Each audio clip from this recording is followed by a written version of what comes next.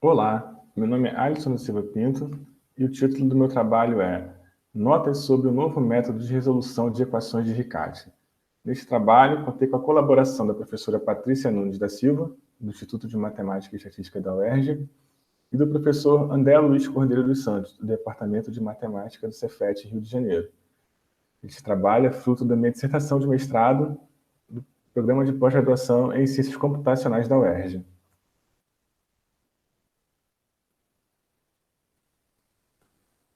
Na minha apresentação, eu vou iniciar com a introdução, apresentando o problema físico que foi estudado.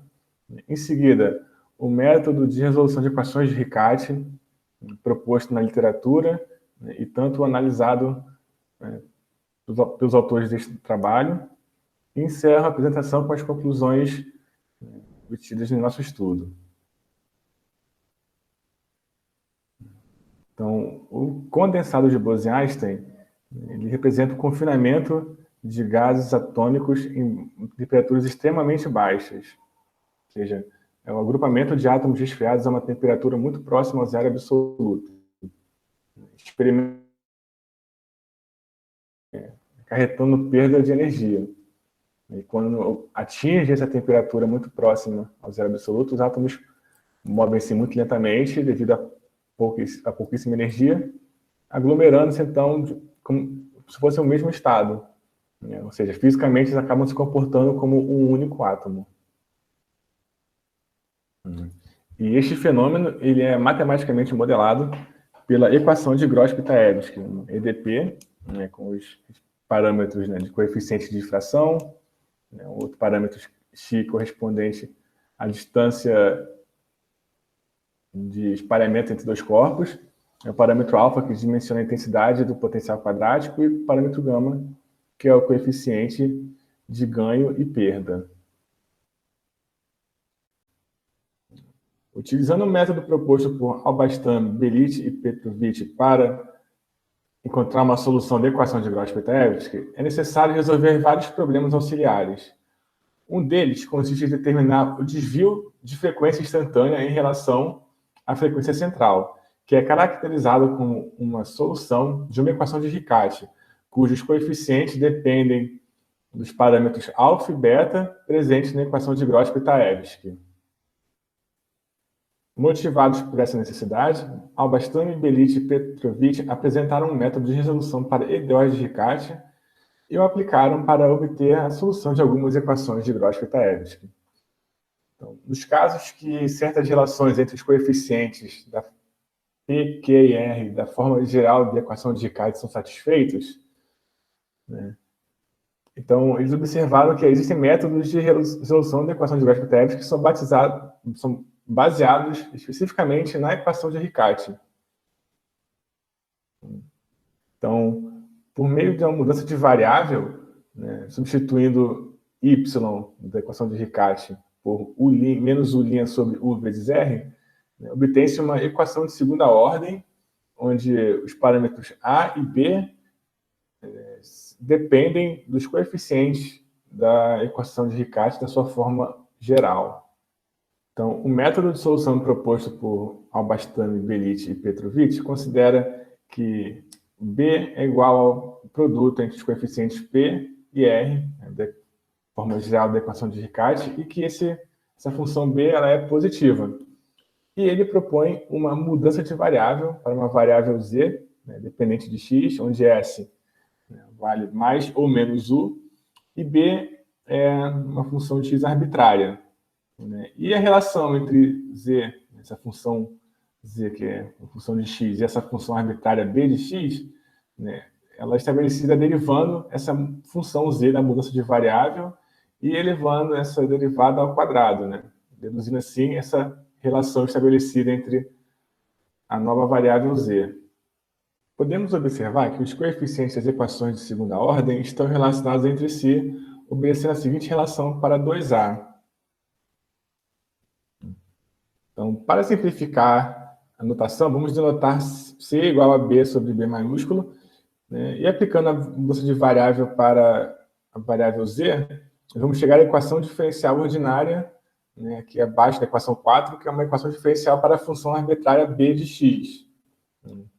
Então, Bastami, Belit e Petrovich, eles consideram dois casos distintos para essa equação. Para a primeira, A e B, né, são constantes positivas, né, e no segundo caso, A vale zero e B é uma função arbitrária de x. Vamos mostrar que todas as equações de Riccati que pertencem ao primeiro caso são constantes, né? E também podem ser resolvidas pelo método denominado como método de Shin. Né? E vamos mostrar, além disso, que qualquer equação de Riccati pertencente ao segundo caso, né, a função b de x ela não pode ser, de fato, escolhida arbitrariamente. Então, o primeiro caso, né, quando A e B são constantes positivas, né, esse caso é associado com o método de Shin, né, que é um método presente na literatura.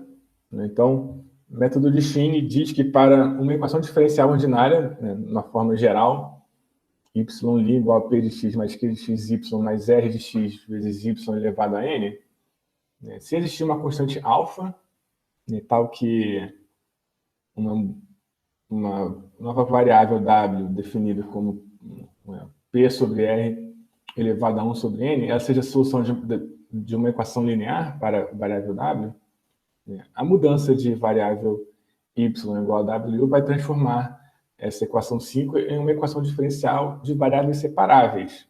Então, para o caso de n igual a 2, né, no método de Shin, nós temos uma equação de Riccati.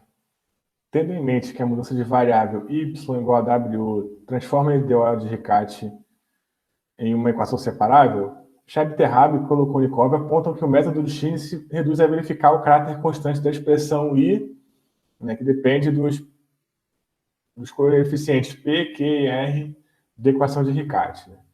Então, o fato de esse I, na equação 7, ser constante, equivale ao fato de W ser uma solução para a equação de Riccati.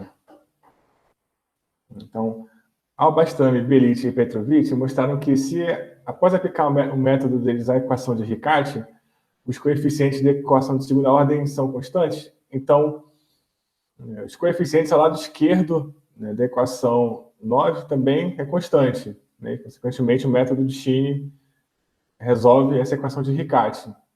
Então, portanto, também é possível resolver a equação de Riccati através de uma mudança de variável que transforma essa equação em uma equação separável para U, onde y é igual a W.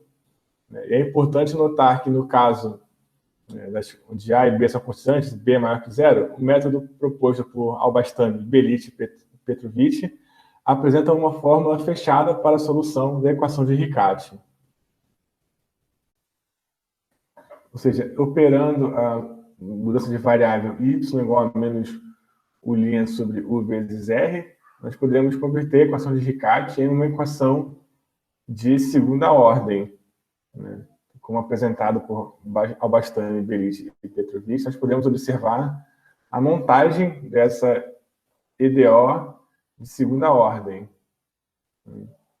Então, ela sendo reescrita, né, como derivada segunda de U em relação a Z, mais 2 vezes A vezes du sobre dz, mais BU igual a zero.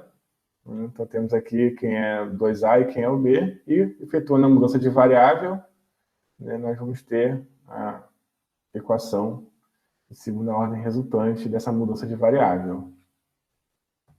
Então, nós podemos concluir que no primeiro caso, estudado por Bastami, Belit e Petrovich, a classe de ideal de Riccati pode ser resolvida coincidindo também com um método de Shin, né, com a vantagem de apresentar uma fórmula fechada para a solução da ideal de Riccati.